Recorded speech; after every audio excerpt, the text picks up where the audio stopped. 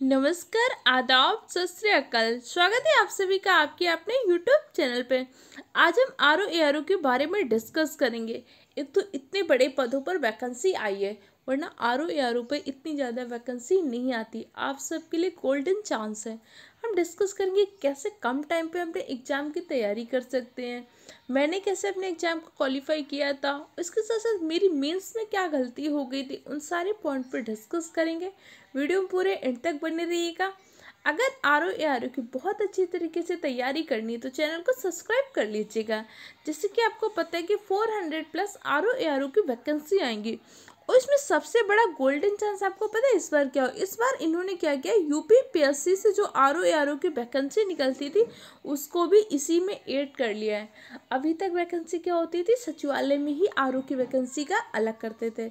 इस बार इन्होंने लोक सेवा आयोग के आर की वैकेंसी को ऐड कर लिया, जो आप सबके लिए बहुत बड़ा गोल्डन चांस है। पिछली बार आर की कितनी आई थी, 72 वैकेंसीज आई थी। आर के लिए अगर आपकी मैथ वीक है, रीजनिंग वीक है तो कोई दिक्कत नहीं है। आर का सिलेबस क्या होता है, इसमें आपका जो सिलेबस होता है प्री का सिलेबस, प्री में क्या होता है आपका 200 मार्क्स का पेपर होता है। 140 नंबर क्या होता है, 140 नंबर आपके जीएस से आते हैं और 60 नंबर आपके हिंदी से आते हैं। तो ये जो 140 नंबर है ना, इसमें आप कम से कम 90 प्लस का टारगेट लेकर चलिए, क्योंकि इसकी जीके जीएस बहुत इजी नहीं होती है। हिंदी में लगभग आप 55 प्लस का टारगेट लेके चलिए, तब आप 50 सॉल्व करके आ पाएंगे।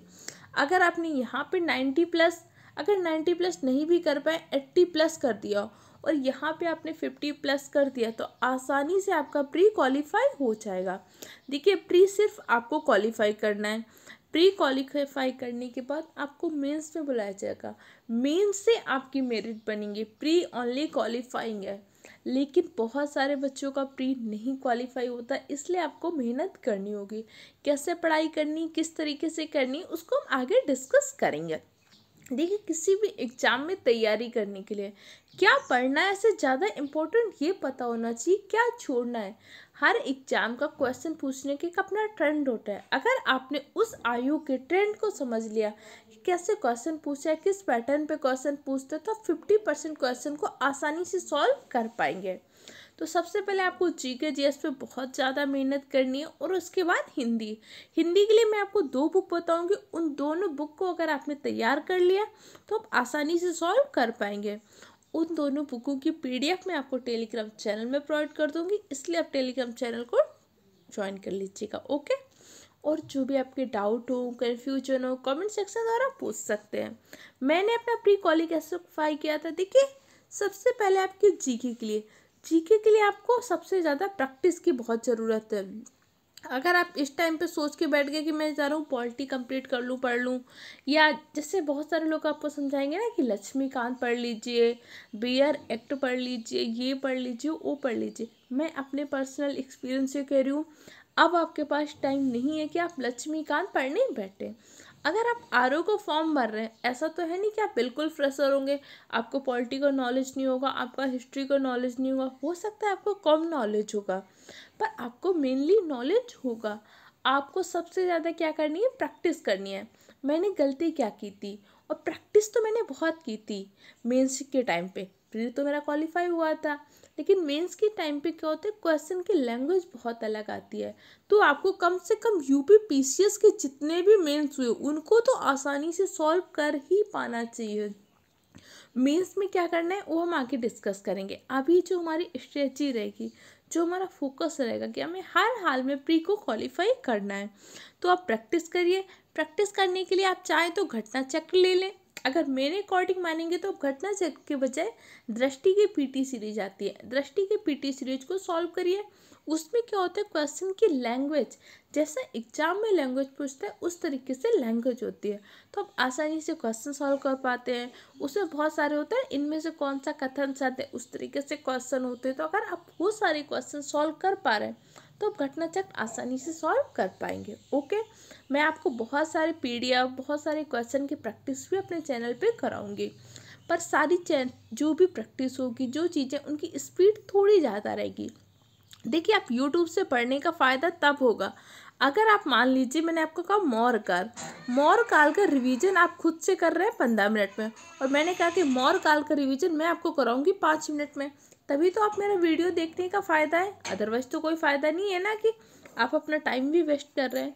और देखो, सिलेक्शन भी यूट्यूब से होता है और सिलेक्शन रुकता भी यूट्यूब से है। तो आपको पता होना चाहिए आपको सोशल मीडिया का कैसे इस्तेमाल करना है, कहाँ पे किन पॉइंट पे आपको यूट्यूब से देखने की ज़रूरत है, कहाँ पे नहीं ज़रूरत है।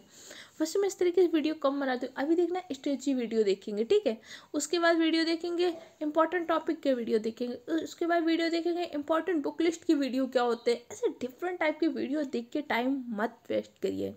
कोई आपको जेन्युइन क्वेश्चन होगा तो मैं उसका आंसर जरूर प्रोवाइड कर दूंगी, ठीक है। इसके अलावा आप मेंस को देख लीजिए। मेंस आपका कैसा होगा, मेंस आपका 400 नंबर का होगा, और यही 400 नंबर तय करेंगे कि आपको आरओ बनना है कि नहीं बनना, आपको एआरओ बनना है कि नहीं बनना है। तो सबसे पहले देखिए, मेंस में आपका क्या होगा, एक आपका शासकीय पत्र और गद्यांश होते हैं, कितने होंगे, 120 मार्क्स का होगा पेपर 1 पे। पेपर 2 में आपका सामान्य ज्ञान और सामान्य व्याकरण आएगी, जो आप प्री में कर रहे हैं, यही फिर 60 नंबर का आएगा। लेकिन वहाँ पे जाके क्या हो जाता है, इसका लेवल काफ़ी अच्छा हो जाता है। आपका एसे आएगा, एसे आपका 3 पार्ट से आता है, पेपर 3 में 120 मार्क्स का। एसे में गलती मैंने क्या की थी, मैंने एक्चुअली ऐसे को उतना ज़्यादा लिखा नहीं था। एक होता है ना कि मैं तो स्कूल टाइम से कॉलेज टाइम पे ऐसे बहुत अच्छा पार्टिसिपेट करती आई, मेडल जीतती आई, तो मैं तो बहुत अच्छा ऐसे लिख लूँगी। नहीं, वहाँ पे क्या होता है कि जैसे आपका लिखने बैठो ना, थोड़ी देर पश्चात आपका माइंड ब्लैंक हो जाए, आपको नहीं समझ में आता। पेज भरना तो बहुत ईजी है, आप एसे में लेटर में पेज भर के आ जाओगे, लेकिन बहुत ही इफ़ेक्टिव तरीके से कैसे लिखना है, इसके लिए आपको एसे की प्रैक्टिस करनी चाहिए। मैं एसे की प्रैक्टिस कैसे कर रही हूँ, मैंने पहले क्या गलती की थी, वो सब आगे डिस्कस करेंगे। अभी हम प्री पर फोकस करें। तो देखिए, आपको समझ में आ गया कि प्री पे में बहुत ज़्यादा फोकस करना है। और दूसरा, अगर आप पूछेगा इसकी एलिजिबिलिटी क्या है, तो आप ग्रेजुएशन है तो आप आरओ का फॉर्म भर सकते हैं। और एआरओ के लिए आपका क्या, ओ लेवल का कोर्स होना चाहिए।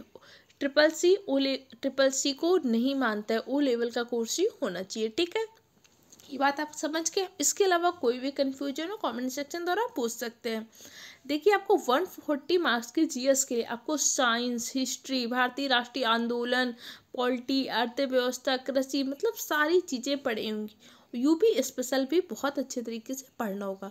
हर चीज़ की मैं आपको पीडीएफ प्रोवाइड करूँगी, पॉइंट प्रोवाइड करूँगी, लेकिन मेहनत आपको करनी होगी। अगर आप मेहनत और गुणवत्ता से समझौता नहीं करते तो आपका हमारे चैनल पे स्वागत है। मिलकर तैयारी करेंगे। 2 बच्चे हों, 3 बच्चे हों, 4 बच्चे हों, पर ऐसे बच्चे हों ना जो सिलेक्ट होने के, जिनके अंदर दम हो, हौसला हो कि नहीं मुझे हर हाल में सिलेक्ट होना है। आपकी आंखों में माँ बाप के सपने हो कि नहीं मुझे हर हाल में रेवेन्यू ऑफिसर बनकर दिखाना है। जो इतने टाइम से आप बेरोजगारी का जो ताना लेके सुन रहे थे ना, उस ताने को मिटाने का यही समय। हर हाल में आपको एक पोस्ट रेवेन्यू ऑफिसर बनकर दिखाना है।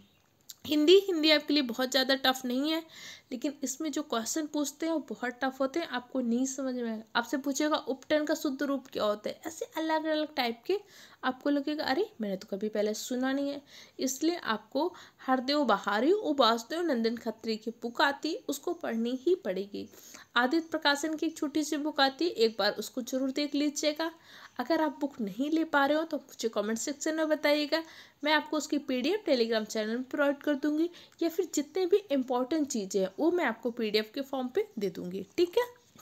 आपको विलोम आएंगे 10 नंबर के, ठीक है। वाक्य वर्तनी आएंगी, शुद्धि, अनेक शब्दों के लिए एक शब्द आएगा, तत्सम तत्पो आएगा, विशेष वास आएगा, और पर्यायवाची शब्द। इसमें पता है ग्रामर का बहुत कम रोल होता है, मेन रोल आपके वोकैब्स का होता है। इन सब चीज़ों को ध्यान रखिएगा, क्योंकि यही वोकैब्स का आपको मेंस पेपर में बहुत ज़्यादा यूज करना पड़ेगा।